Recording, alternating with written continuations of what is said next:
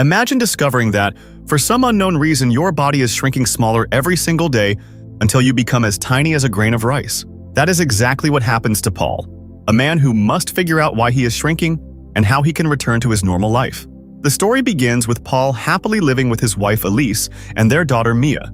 They also have a pet cat named Tofu, who has an aggressive personality and often attacks people unexpectedly. One day, while Paul is swimming in a river, he notices a strange portal-like formation appearing among the clouds above him. This makes him realize how small humans truly are compared to the vast universe. Later, after returning home, Paul learns that there is a water supply problem in the basement, so he goes downstairs to repair a leaking pipe.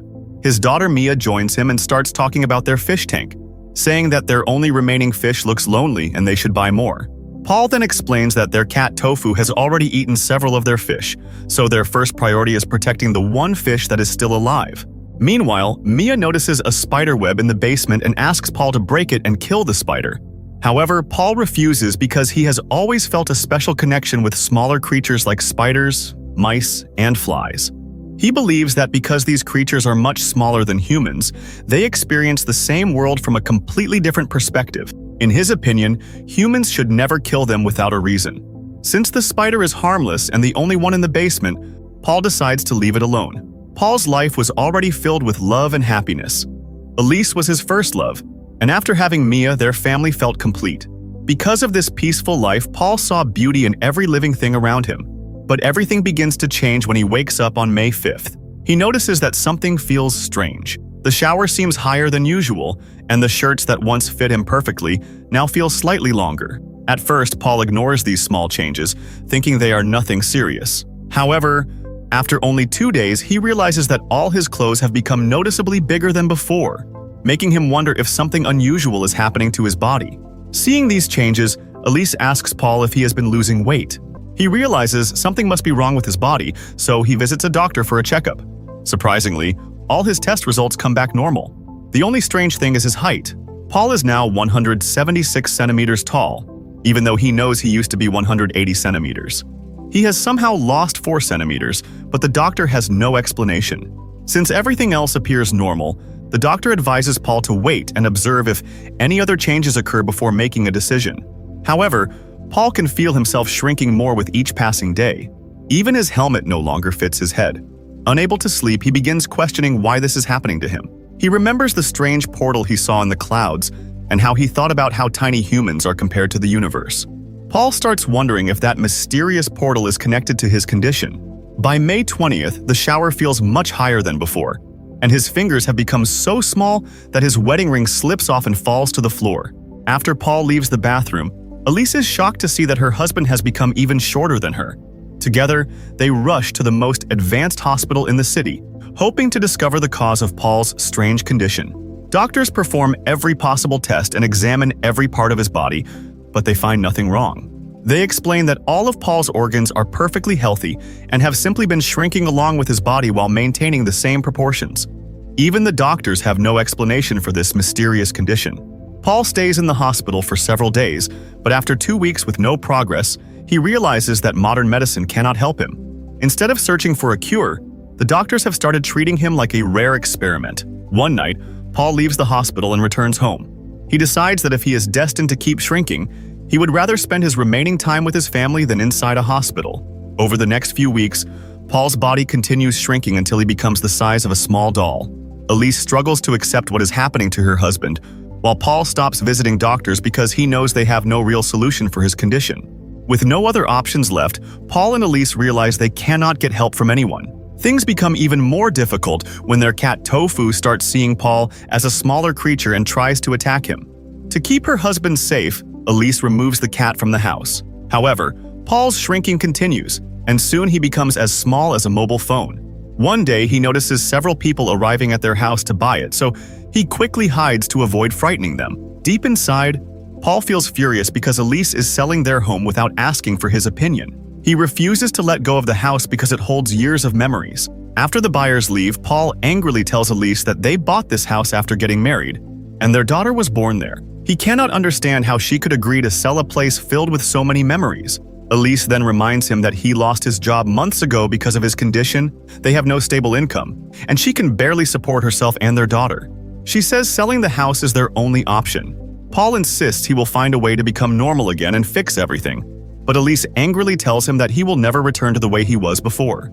Paul realizes that his condition is getting worse, and one day he may shrink until he completely disappears.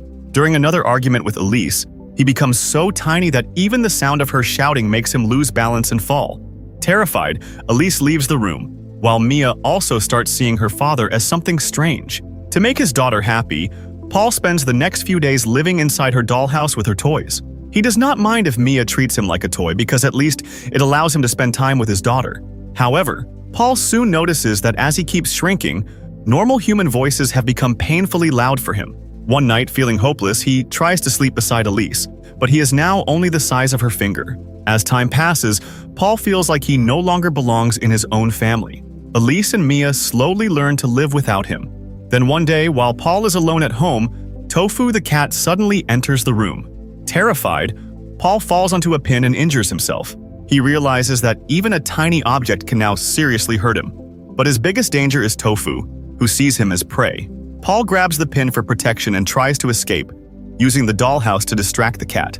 Since Tofu is now much larger than Paul, he quickly escapes through the gap under a door and reaches the basement. However, the cat's paw hits him before he can get away, causing him to fall down the stairs. At his tiny size, even the small basement steps feel like huge buildings. Luckily, he lands inside a trash basket and loses consciousness. Meanwhile, Elise returns home and finds Paul's blood-stained shirt on the floor. She assumes that Tofu has attacked and eaten her husband. When Paul wakes up in the basement, he starts calling Elise's name, hoping she will find him and pull him out of the trash. Elise does come downstairs, but Paul has become so small that she cannot see him, and his voice is too weak to reach her. She then notices Tofu and runs after the cat, believing it killed Paul. Furious and helpless, Paul throws away the garbage around him and eventually falls asleep. As night arrives, he realizes his family now believes he is dead. From this point forward, he must survive on his own. Paul creates makeshift clothes from scraps of trash and, luckily, discovers a small opening in the basket that allows him to escape. Paul grabs the pin for protection and carefully moves forward. Suddenly, he realizes something is walking beside him. By now, Paul has become smaller than the insects living around him, so he quickly climbs onto a water heater to stay safe. He begins to understand that escaping the basement may be impossible because a mosquito screen covers the small opening above, blocking his only way out. First, Paul drinks some water from the leaking pipe. Since he injured his stomach during the fall, he cleans his wounds by taking a small shower to prevent infection. The warmth from the heater helps him relax and he falls asleep. The next morning, Paul wakes up after hearing Mia's voice. She is probably outside calling for him because she has not seen her father since yesterday. Paul rushes toward her and screams for help, but the stairs are now too enormous for him to climb. Then he hears Elise telling Mia that her father will never return because he is dead.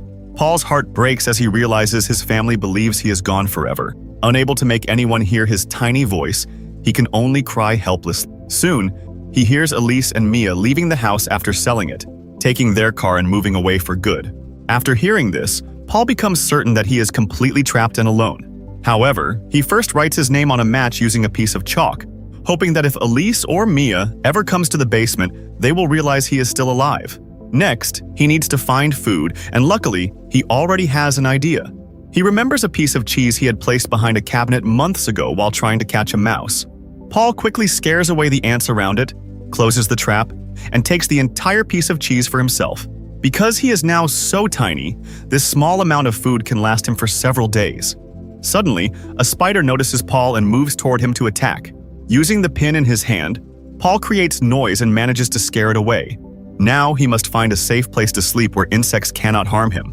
When he tries opening a cardboard box, he realizes he no longer has enough strength to tear it apart with his pin.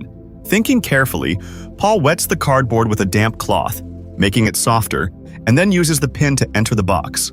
Finally, he finds a safe shelter inside and falls asleep on top of a matchbox. Because this was the only place where Paul could stay safe from insects and spiders, he had no choice but to remain there. The next morning, he wakes up after hearing noises above the basement. He quickly uses a paperclip to hit a metal nail, hoping Elise has returned for something and might hear him. However, Paul soon realizes that the people upstairs are actually movers sent to pack and remove their belongings. His last hope of seeing his wife and daughter again disappears. Feeling hopeless, Paul drinks from a bottle of alcohol stored in the basement. To him, The bottle is enormous, and he realizes it could provide enough alcohol to last his entire lifetime. While drunk, Paul notices the same spider sitting on the fish tank. Remembering how he once refused to let Mia kill this spider, he approaches it with his pin to scare it away. But Paul has become so tiny that the spider easily knocks him into the water. Now, trapped inside the tank, he can only wait until the spider leaves so he can escape. The same harmless creature he once protected has now become one of the biggest threats in his tiny world. After escaping from the water, Paul realizes that there is only one spider living in the entire basement. If he can somehow kill it, he believes he will finally be safe and will not have to fear anything else. He creates a trap and tries to attack the spider, but his tiny size makes him almost powerless. Instead, the spider chases him and corners him from every direction. Just as it climbs onto him and is about to kill him, Paul finds some small pieces of wood and pushes them into the spider's eyes, forcing it to retreat. Soaked from the water, Paul starts shaking from the cold. He takes out a match from the box and, after several attempts, finally manages to light it. Using the flame, he burns some trash to create warmth and dry himself. Sitting there, Paul remembers how completely his life has changed in only a few months.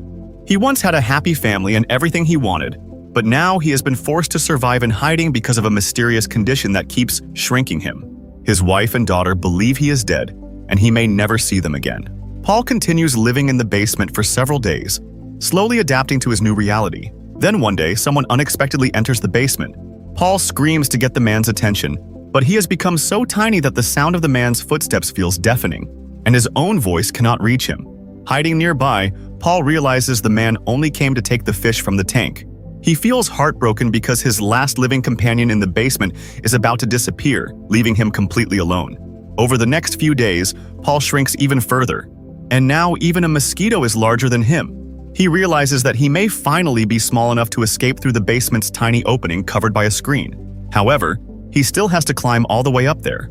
Using pieces of furniture as support, Paul slowly climbs upward, a journey that takes several hours. After enormous effort, he reaches the top of a cabinet and successfully jumps onto the wall.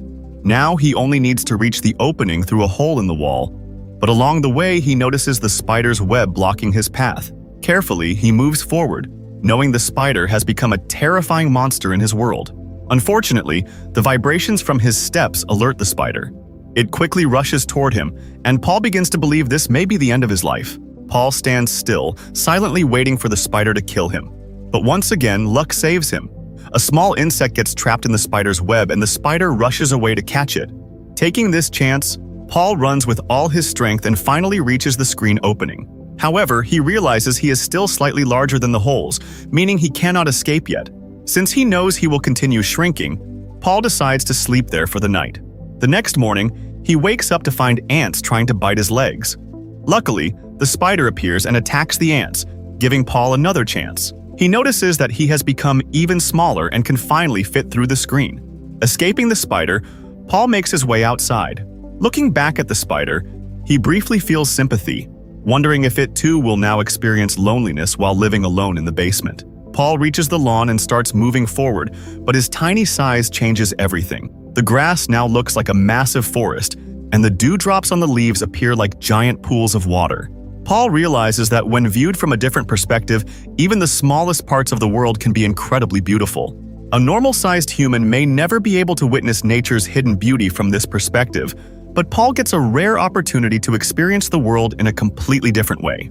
However, this also means he may never see his wife or daughter again. Still, he chooses to keep fighting for survival because he wants to live the rest of his life on his own terms until the day he completely disappears. With this hopeful and philosophical ending, the story comes to a close. Interestingly, the movie never clearly explains why Paul started shrinking or whether he will ever return to normal. Instead, it focuses on a deeper message. The world we see as ordinary can actually be unbelievably beautiful when viewed from another perspective. The smallest things around us often hide wonders that we fail to notice. The story also shows that creatures we consider harmless, like tiny insects, can become terrifying dangers when we are the smaller one. Overall, I watched this movie mainly for its visuals and unique concept. Let me know your thoughts about the film in the comments. That's all for today. Goodbye.